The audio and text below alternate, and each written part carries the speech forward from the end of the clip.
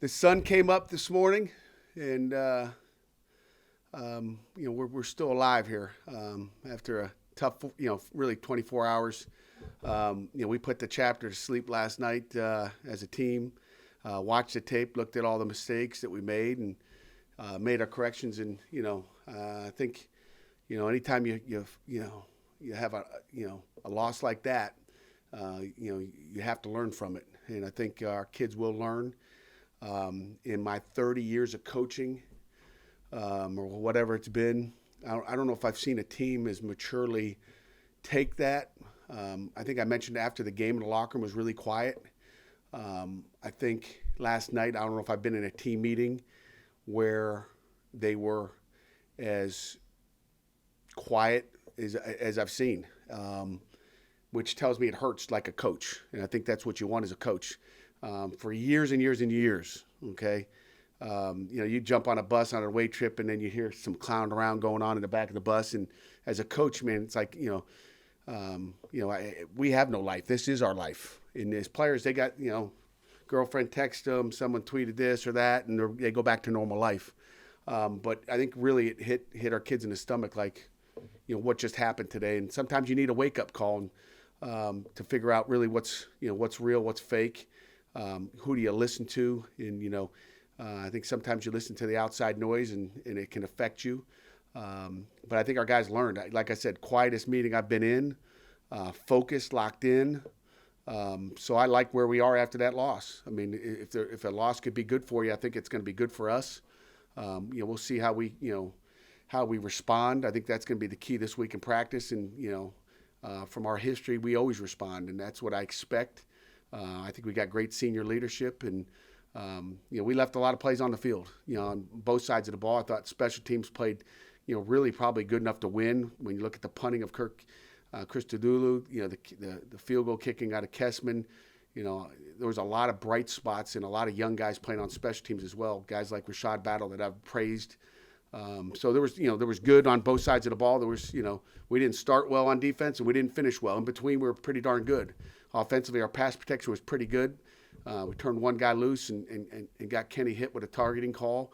But, the protection was solid, most of the day when you're looking. I think someone asked me Saturday after the game what the protection looked like. And obviously there's little mistakes here and there that we can correct. But one glaring one was when we missed a, run through. And again, that's, something we'll continue to clean up and not let Kenny get hit like he got hit on that one. Because we never want to see our quarterback take a hit, plus a targeting. That'll be on every official's targeting tape for the rest of the next couple of years, I guess. But looking forward to the challenge of a good Boston College football team. I mean, Jeff Hafley, I've known Jeff for a while. I know he's a former Pitt coach, along with Frank Signetti, two guys with Pittsburgh ties. So it'll be personal to them. It'll be personal for us. Again, Jeff's got that team, on really all three phases playing tough. I mean, he's those defensive guys stick together, but he's a tough, physical, well-coached football team on both sides, and special teams. That's what you see out of them. They're a good football team. They took, North Carolina to the end. They fight back and beat, a Texas State football team. And, really, that's the last 2 weeks, but, really, really good football team. Obviously on offense, Signetti runs it, I guess. Obviously got a ton of experience as an offensive coordinator. Phil Jakovic, he's the guy, throwing the ball. They're a lot more, pass oriented. I mean, they really want to throw the ball. It seems like with Phil and his arm, and he's got a lot of confidence in his arm. They're, heavier pass, so we'll have to, tighten up our coverage a lot more from what it would look like last week. We'll have to play a lot better at the number one receiver. Because we got pushed off last week, so we're going to have to fight into that, and we'll coach the heck out of that this week. That's happened a few years back with Virginia Tech, and they came in on a Thursday night, and we saw it. So we'll probably see a lot more push off, catch the ball the rest of the season. So we'll coach it and get better at that, and throw that on the coaches' plate as far as things we could have done better. As we always, as coaches, take a lot of the blame as far as what happens in a game in any respect. But, really good offense. I mean, they're Zay Flowers is a wideout that's really good. Their tailbacks are great. Tight end number 80, Hunter is an exceptional player. He's got like 48 targets on the year in 3 games. Hunter Long, that is. But he's talented. He's as good a tight end as you're going to see. He'll be playing on Sundays and be a first or second round pick, I'm guessing, based on the way he runs and makes plays. So I think that's about it. Defensively they're tough. Isaiah McDuffie, one of the linebackers, really stands out to you. Max Richardson as well. 2 inside linebackers that make a lot of plays. Pressure off the edge. They're well coached. So questions. Alan, there's a lot of similarities. They run a lot of the same kind of run concepts. They like to they run a pro play called the push play where they're trying to get double teams and just really knock you back and see if they can just push the line of scrimmage. But it appears that they just kind of run the ball just to say they ran it, but they really want to throw the football. And like I said, we're going to have to be really good in our pass defense. Structurally, we'll have to change a few things just to make sure that we secure our passing game. But there are similarities. Pat, how about your run game? What have you been able to notice in film study, and what's been missing in that regard? We've been playing 3 down football teams for the last couple of weeks, so we'll go to 4 down with Boston College. But we just didn't get much movement up front. What's the reason? I don't know, but I think our O-line played average or below average. We outrushed them. It's some funny things you look at. North Carolina State's either first or second in the ACC in rushing, averaging 220 yards per game, and they get whatever yards they got, but we outrushed them. So when we can talk about run games, we weren't second in the ACC a week ago, but there's some good things going on. But then we got to finish, and again give those other guys some credit. They had good scheme. They got a nose tackle that's 245 pounds probably. We just played average up front. So if we keep playing average, we won't run the ball very well. But it all starts up front, on the O-line and the D-line. If you're going to stop the run and run the football, you better win up front. We've got to get more movement. We were on the right people most of the time, and but you got to move them off the line of scrimmage. And on that, I guess we're 17 games into the Mark Whipple era, here. What do you think this offense's identity is kind of through almost a season and a half now? I evaluate it, game by game. The identity is, we scored 29 points, which I hope is enough to win a football game. If I don't go for, blame me. If I don't go for it on 4th and 1, and I kick a field goal down there, maybe we win the game. Who knows how that changes the game? But I felt like, we should be able to get it in. We got 4 plays from the 1. Maybe a stubborn head coach, but if I didn't go for it on 4th and 1, you guys would be yelling at me because I didn't go for it 4th and 1 down there. So either way, you lose. But we expect to score touchdowns.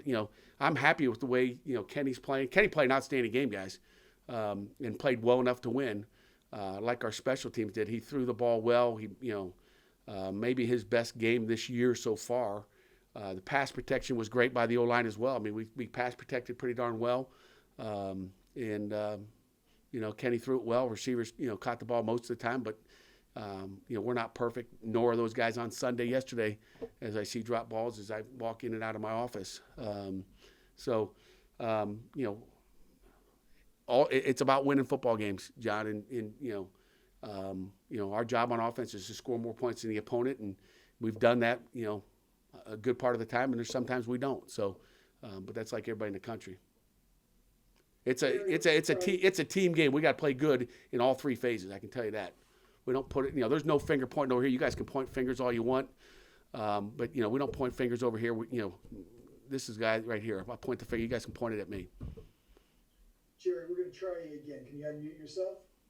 I'm unmuted. Can you hear me now? Yes, sir. We got him. Okay, good. All right. I got a good one for you, Pat. You mentioned at the beginning that the team was quiet as late as last night's team meeting, and you said that's a good sign. Why do you think that's a good sign? Because I know how I feel. Okay, I know how I feel, and you get pissed off.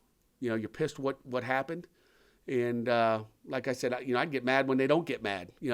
when they're laughing and giggling, I'm like, like how important is it to you? So to me, it's important to those guys. Again, I talk about our senior leadership, talk about our captains. It was serious. Now, again, then they go to eat afterwards, but just locked into business. I mean, it's a good thing because they care. And if they don't care and if they're all clowning around and laughing and giggling. I mean, I've walked in team meetings after you get beat by 20 and the guys are all laughing like, do you know what happened less than 24 hours ago? Like it just, but that's the age we're in, and kids they let it go quickly, Jerry. Adults don't, because like I said, it's our life. And it's what we love to do. It's what our passion is to go out there and coach and win. We all want to win. And, our kids want to win. But, if you don't win, it's like, oh, okay, let's go move on to the next thing. What are we going to win tonight? But they were locked in. I think they understand how much sacrifices they've made this year with the pandemic that we're in, and that, it's like, man, we're doing all this. Like, we can't go out and play like that. And, it comes down to having your mind right. And I obviously didn't do a great job of getting them mentally prepared to come in and play that football game, for whatever it is. And again, sometimes you have to learn by the fire there. And I think that's really what happened. Pat, you mentioned talking to the captains and the veterans. I guess you're referring to the Eagles there. Do you talk to them every Sunday? Did you talk to them before the team meeting? I guess how did that conversation go? I'll talk to them usually Monday, and we'll text back and forth in groups or whatever. So it's not, I don't have a captain's meeting where I bring them in. But I always want to feel what they think, what they hear, what they just the feel of the team, and we've got good leadership. So. After watching the tape, I mean, what did you think of your pass rush, and how come it wasn't quite as effective as it was the first 3 games? Probably because we were a little bit undisciplined early. We did a poor job. Like I said, it starts with me of just preparing our kids for, the double clap cadence and all that. We hadn't seen a lot of it going in, and we did a poor job of, we'll never let it happen again. We, clap or not, hard cadence or not, we got to work it every week. But our kids have been so used to taking off and going. They slowed us down. I think that's one of the things is, 17 play drive slowed us down. Too many critical errors, as far as just pre-snap penalties. And that slowed us down. They got the ball out quick. I told you, Leary's a good football player, good quarterback. I knew he was the best quarterback. I knew early in the week that was going to be the guy that was their man. And he played really well. He's a good quarterback, and North Carolina State's going to win a lot of football games this year because of him.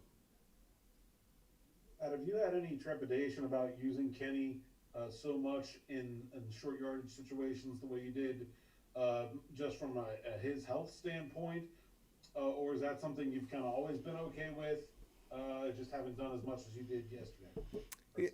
You're talking short yardage. You're talking quarterback sneaks. Yeah.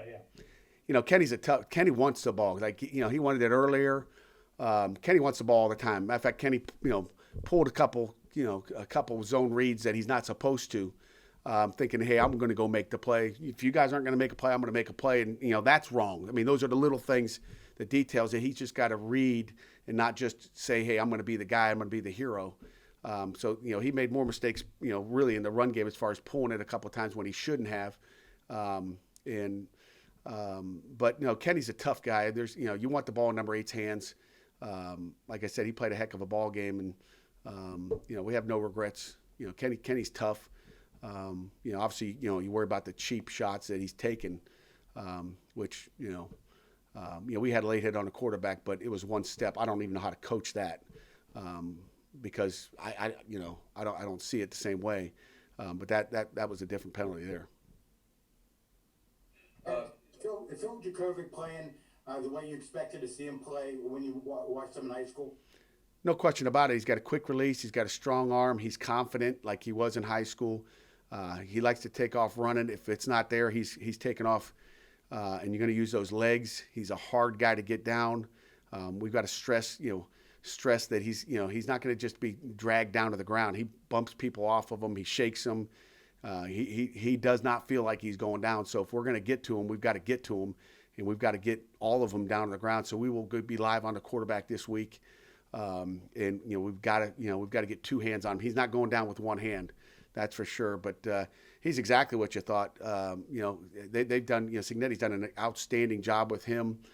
He's confident. He's getting the ball out there, not giving up sacks. He's throwing the ball, and he looks really, really good. He's a good football player. He's just as good or better than what we faced last week as a quarterback. And I thought Leary was really good. Add on that, obviously, you guys have a lot of local guys on the defense. Is it different or more exciting or anything playing a quarterback that's also from the area that they're probably familiar with? They're familiar. I mean, you'd have to ask DeMar and some of the other guys that may have played against him in high school, but, that doesn't matter to me. It's like there's 11 guys out there. We got 11 guys. We got more Pittsburgh guys, and we got them outnumbered. Pittsburgh guys, I guess. But that's not going to be a factor in winning or losing. I think it makes it interesting for our kids. But I haven't said, hey, DeMar, you looking forward to playing Phil? It doesn't matter. There's no marriage there. Pat, Jimmy said after the game that some of those success they had in that fourth quarter running the ball that you guys had was partially because the passing offense backed off NC State. Do you foresee you guys using the pass to set up the run more in the near future, or was that more of just a mid-game adjustment that won't have as much impact on your future game plans? Again, if we're not running the ball well, then you're going to go to the pass and you're going to throw it, and then which will set up your run game. So I mean, either one of them could set it up. Last year, again, our pass game set up our run game. So you talk about the hot hand at tailback. It's also how's our O-line playing, and if they're not knocking them off the ball and there's nothing to go to, then we're gonna go to what's working. I want first downs and I want touchdowns, and I don't care, run it, pass it. Let's get in the end zone. Let's see if we can make something happen.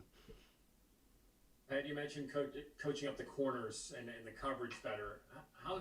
What is the challenge of trying to figure out what you can and can't do, and how do you try to relay that to your players? I have no idea.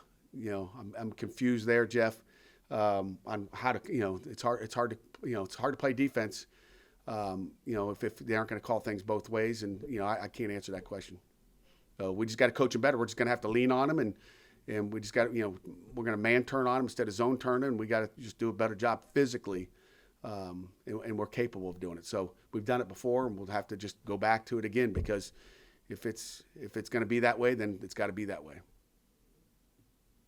Pat, you guys kind of had a convenient start to the season in that 4 straight home games. Obviously now the final 7 games, 5 of them will be on the road, only 1 bye week in there. I guess how prepared do you think this team is just for that kind of stretch run where you go on the road 5 times and stuff? Hey, that's what it is. I think our kids enjoy going on the road, going to a different atmosphere. I think we're going to go to another quiet stadium, so that'll be no change for us. It's not like we're going to have to deal with any crowd noise. But the field is about the same size. Might have a little bit more extra sideline room or space or not. But it's playing a game of football, and there's 22 guys out on there. It doesn't really matter. I think the biggest challenge, when you talk about travel, is just traveling with the virus that's going on. I mentioned this way back in the summer, as far as 2-hour flights and wearing your mask the entire time on the plane. The chancellor said something today in a head coaches meeting that we had, and I thought it was like, wow, that was really good. Only a chancellor could think about it. He's like, it took us like 50 years to wear our learn how to wear a seatbelt. It took Ford or whoever came up with GM to if you don't put your seatbelt on, it's going to beep and annoy you till you put it on.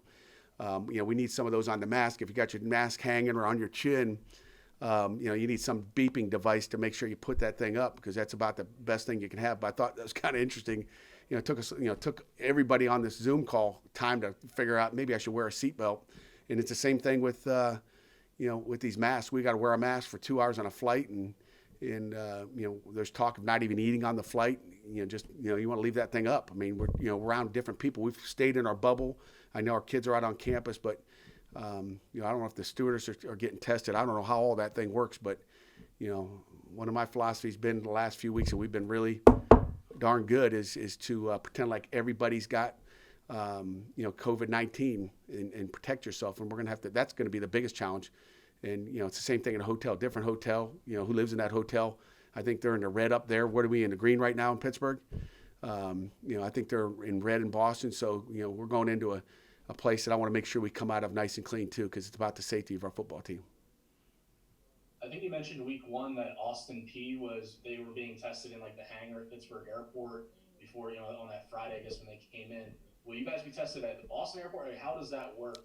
How has that been explained to you? It'll be wherever, whatever's most convenient for us. It'll be whatever's most convenient for Mako. And by the way, Mako's done an incredible job of just, I was stressed out earlier in the year, and they've eliminated a lot of stresses.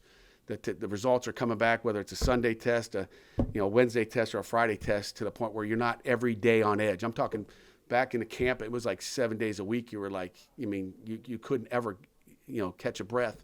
But Mako has been incredible as far as how they operate, the diligence that they get our results back, and the quality of that company. So I couldn't say more things about him, but in that company. But the place where we'll get tested, I think this weekend will be right here in our facility, like we've been. So we'll get them done in the morning, and then they'll get them down to Carolina, where Mako is located, and then by the time we get up there, we should have some type of results, I guess, that evening sometime. Are you guys using Mako for all 3 weekly tests now? Yeah, yes, we are. We have a final question for Coach. Pat, you talked about the tight end long right off the top. What do you guys need to fix or improve after giving up 2 touchdowns to the tight end last week? Play better coverage, get our hands on people, have better focus, better leverage, better eye control. But it comes down to eye control, and again, we were loose in coverage. We just didn't play. We didn't play our football game. And Cal, I also got to say, you look a little like Jeff Hafley. I thought Jeff Hafley was on our dang call today. Looks like Hafley's little brother. You sure you're not related? I swear. Okay.